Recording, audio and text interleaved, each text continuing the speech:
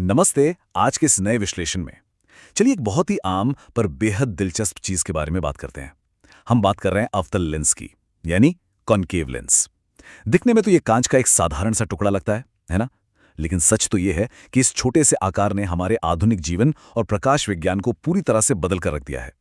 हमारी आंखों की रोशनी से लेकर घर के दरवाजों तक ये हर जगह मौजूद है।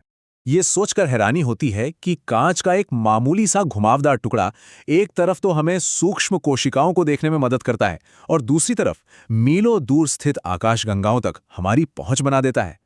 कैसे एक छोटे से लेंस ने ब्रह्मांड के सबसे छोटे और सबसे विशाल पैमानों के बीच का फासला तय कर लिया?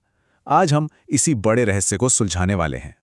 आज की चर्चा कुछ इस तरह आगे बढ़ेगी। सबसे पहले बात करेंगे अवतल लेंस के भौतिक विज्ञान की, उसके बाद देखेंगे कि ये मायोपिक यानी निकट दृष्टि दोष वाली आंखों को कैसे ठीक करता है। फिर हम जानेंगे रोजमर्रा की जिंदगी और सुरक्षा में इसके इस्तेमाल के बारे में, और आखिर में बात करेंगे कैमरों और दूरबीनों की। तो चलिए बिना किसी देरी के पहले हिस्से की तरफ बढ़ते हैं। अवतल लेंस का भौतिक विज्ञान और प्रकाश का आकार। आखिर भौतिक स्तर पर इस लेंस में ऐसा क्या खास है? अगर हम इसे बहुत ही आसान भाषा में समझें तो अवतल लेंस बीच में पतला और किनारों से थोड़ा मोटा होता है।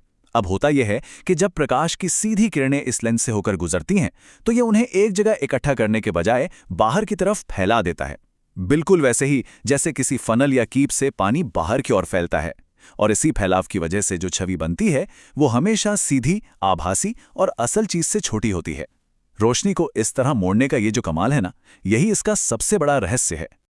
अब इस बात को और अच्छे से समझने के लिए इसे इसके ज्यादा मशहूर साथी यानी उत्तल लेंस या कॉन्वेक्स लेंस के साथ रखकर देखते हैं। उत्तल लेंस बीच में मोटा होता है और इसका काम है प्रकाश की किरणों को एक ही पॉइंट पर समेटना। लेकिन अवतल लेंस, जैसा हमने अभी जाना, ये किनारों पर मोटा होता है और किरणों को समेटने की बजाय बाहर की ओर फैला देता है। प्रकाश को इस तरह से फैलाने की यही खास खूबी इसे विज्ञान और मेडिकल फील्ड में इतना जरूरी बना देती है। भौतिकी के इन बुनियादी नियमों के बाद अब हम सीधे इंसानी शरीर पर आते हैं। भाग 2, मायोपिक आंख को ठीक करना।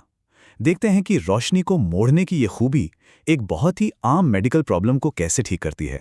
असल में मायोपिया यानी निकट दृष्टि दोष में आंख के अंदर क्या चल रहा होता है? होता यह है कि हमारी आंख का आकार यानी आईबॉल सामान्य से थोड़ा ज्यादा लंबा हो जाता है। इसे एक्शियल इलोंगेशन कहते हैं। इसका नतीजा ये निकलता है कि जो दूर की चीजें हैं उनकी तस्वीर रेटिना पर बनने के बजाय रेटिना से थोड़ा आगे ही बन जाती है और बस दुनिया धुंधली दिखने लगती है। यहीं पर अवतल लेंस की एंट्री होती है। ये रोशनी को आंख में जाने से पहले ही थोड़ा बाहर की तरफ फैला देता है। इस फैलाव की वजह से फोकस पॉइंट पीछे खिसक जाता है और तस्वीर बिल्कुल सटीक जगह यानी रेटिना पर जाकर बनती है। धुंधलापन एकदम गायब। लेकिन जरा सोचिए, क्या मेडिकल साइंस सिर्फ धुंधलापन दूर करके शांत बैठ सकता था? बिल्कुल नहीं। दशकों तक डॉक्टर्स के लिए यह एक बड़ी परेशानी थी कि वो सिर्फ लक्षणों का इलाज कर रहे थे, लेकिन आंख के लगातार लंबे होने की जो मूल समस्या थी वो वहीं की वहीं थी। तो इस बढ़ती हुई दिक्कत को कैसे रोका जाए? स्क्रीन पर दिख रही ये टाइमलाइन इसी ऐतिहासिक खोज को दिखाती है। 1989 में CLEER स्टडी के साथ आंख के बढ़ने की प्रक्रिया को समझने की शुरुआत हुई। 1997 में कॉमेट स्टडी आई जिसमें प्रोग्रेसिव लेंस को परखा गया। फिर 2006 में एटम स्टडी ने एट्रोपिन ड्रॉप्स जैसे विकल्पों पर ध्यान दिया, और फिर 2014 में ब्लिंक स्टडी ने सॉफ्ट मल्टीफोकल कॉन्टैक्ट लेंस का बेहतरीन परीक्षण किया। ये सिर्फ कुछ रिसर्च पेपर्स नहीं है, ये इंसानी आंखों की रोशनी को बचाने की एक बहुत लंबी और ऐतिहासिक जंग के अहम पड़ाव हैं। आज हमारे पास जो आधुनिक उपचार मौजूद हैं, अगर हम उनकी तुलना करें तो बात और भी साफ हो जाती है। एट्रोपिन ड्रॉप्स जैसी दवाएं एक बेहतरीन बैलेंस देती हैं। ये मायोपिया को बढ़ने से भी रोकती हैं और इनके साइड इफेक्ट्स भी बहुत कम हैं। वहीं दूसरी तरफ ऑटोकैराटोलॉजी एक कमाल की तकनीक है। इसमें रात के समय खास तरह के सख्त कॉन्टैक्ट लेंस पहने जाते हैं जो धीरे धीरे कॉर्निया के आकार को ही बदल देते हैं और आंख को लंबा होने से रोकते हैं। और फिर हैं हमारे मल्टीफोकल सॉफ्ट कॉन्टैक्ट लेंस। ये लेंस रेटिना के किनारों पर रोशनी को फैलाकर काम करते हैं, जिससे पेरिफेरल मायोपिक डिफोकस कहा जाता है। ये आंख के बढ़ने की स्पीड को बहुत ही असरदार तरीके से धीमा कर देते हैं। कहने का मतलब यह है कि ये सभी अलग अलग तरीके घूम फिरकर रोशनी को कंट्रोल करने के उसी एक बुनियादी सिद्धांत पर काम कर रहे हैं। क्लिनिक और अस्पताल से बाहर निकलते हैं और भाग 3 की ओर चलते हैं, रोजमर्रा के उपयोग और सुरक्षा। चलिए देखते हैं कि हमारे घरों में मौजूद साधारण सी चीजें इस नेगेटिव लेंस तकनीक का किस तरह से फायदा उठाती हैं। क्या कभी इस बात पर ध्यान दिया है कि एक छोटी सी फ्लैशलाइट की रोशनी इतनी दूर तक और इतने बड़े इलाके में कैसे फैल जाती है? इसका राज भी इसी लेंस में छिपा है। फ्लैशलाइट और लेजर सिस्टम में एक बहुत ही बारीक और केंद्रित रोशनी को चौड़ा करने के लिए एक छोटे से अवतल लेंस का इस्तेमाल किया जाता है। जैसे ही रोशनी इस लेंस से होकर गुजरती है, वो फैल जाती है और एक छोटे से बिंदु की जगह एक बहुत बड़े हिस्से को रोशन कर देती है ना कमाल? और अब बात करते हैं दरवाजों में लगे पीप होल या डोर व्यूअर की। इसमें एक खास तरह का अवतल लेंस लगा होता है जिसे फिशाई लेंस कहते हैं। इसका काम बहुत ही दिलचस्प है। ये बाहर की दुनिया की एक बहुत बड़ी चौड़ी रोशनी को समेटकर अंदर की ओर एक बेहद छोटे से हिस्से में भेजता है, और इसी छोटी सी पर स्मार्ट तकनीक की बदौलत हम दरवाज़ा खोले बिना ही बाहर का पूरा नज़ारा एक ही बार में देख लेते हैं। इस पीप होल के पीछे की जो भौतिकी है वो सच में बहुत ही चालाक है।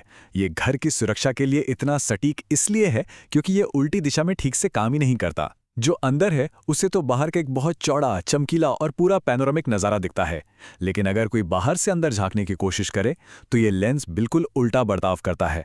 बाहर वाले को कमरे का बस एक बहुत ही छोटा, धुंधला और सिकड़ा हुआ हिस्सा दिखाई देगा। इसके अलावा बाहर की प्राकृतिक रोशनी के रिफ्लेक्शन की वजह से अंदर देखना लगभग नामुमकिन हो जाता है। रोशनी को इस तरह से मोड़ने की कला सचमुच सुरक्षा का एक बेजोड़ तरीका है। चलिए अब घर से निकलकर सीधे ब्रह्मांड की तरफ देखते हैं। भाग 4, कैमरे और दूरबीनों को बेहतर बनाना। इन एडवांस खगोलीय उपकरणों में अवतल लेंस की भूमिका सबसे ज्यादा अहम हो जाती है। अगर हम इतिहास के पन्ने पलटें तो महान खगोल शास्त्री गैलीलियो ने अपनी शुरुआती दूरबीनों में एपिस के तौर पर अवतल लेंस का ही इस्तेमाल किया था। लेकिन इन लेंसों को अकेले इस्तेमाल करने की कुछ बहुत बड़ी कमियां थीं। सबसे बड़ी दिक्कत ये थी कि ये देखने के दायरे को, जिसे फील्ड ऑफ व्यू कहते हैं, बहुत ही छोटा कर देते थे। मतलब आकाश का एक बहुत ही छोटा सा हिस्सा ही एक बार में देखा जा सकता था। तो इस खामी को दूर कैसे किया गया? इसके लिए आधुनिक दूरबीनों में लेंसों की एक जोड़ी का इस्तेमाल शुरू हुआ। ये पूरी प्रक्रिया बहुत ही शानदार है। पहला कदम, एक बड़ा उत्तल लेंस या दर्पण ब्रह्मांड से आने वाली बहुत सारी रोशनी को इकट्ठा करता है। दूसरा कदम, वो इकट्ठा की गई रोशनी फिर एक अवतल लेंस जैसे कि बार्लो लेंस से होकर गुजरती है। बस यहीं पर अवतल लेंस अपना असली जादू दिखाता है। ये पहले वाले लेंस से पैदा हुई रंगों की विकृतियों और किनारों के धुंधलेपन को पूरी तरह से खत्म कर देता है। जब ये दोनों विपरीत लेंस एक साथ एक टीम की तरह काम करते हैं तो नतीजा क्या होता है? तारों और आकाशगंगाओं का एकदम स्पष्ट, तीक्ष्ण और बेहद बड़ा नजारा। स्क्रीन पर जो नंबर है -4.87, ये कोई मामूली नंबर नहीं है। कॉस्मिक स्टडी के आखिर में जब मायोपिया का प्राकृतिक रूप से बढ़ना रुका तो मापा गया औसत मायोपिया यही था, -4.87 डायोप्टर। डायोप्टर जो कि चश्मे की पावर मापने की इकाई है। ये आंकड़ा हमें इस बात की याद दिलाता है कि इंसानों के लिए जीवन भर सटीक लेंस की कितनी गहरी जरूरत होती है। यह महज कांच का एक टुकड़ा नहीं है, बल्कि दुनिया को स्पष्ट और सुरक्षित रूप से देखने का हमारा सबसे भरोसेमंद जरिया है। तो अंत में एक ऐसा सवाल जो सच में सोचने पे मजबूर कर देता है। अगर कांच के एक साधारण से टुकड़े का अंदरूनी घुमाव इंसानी आंखों को ठीक कर सकता है और विशाल ब्रह्मांड को तस्वीरों में समेट सकता है, तो ऐसे और कौन से अदृश्य भौतिक बल हमारे चारों ओर मौजूद हैं जो इस दुनिया को देखने और समझने के हमारे तरीके को पूरी तरह से आकार दे रहे हैं? इस दिलचस्प चर्चा में शामिल होने के लिए बहुत बहुत धन्यवाद।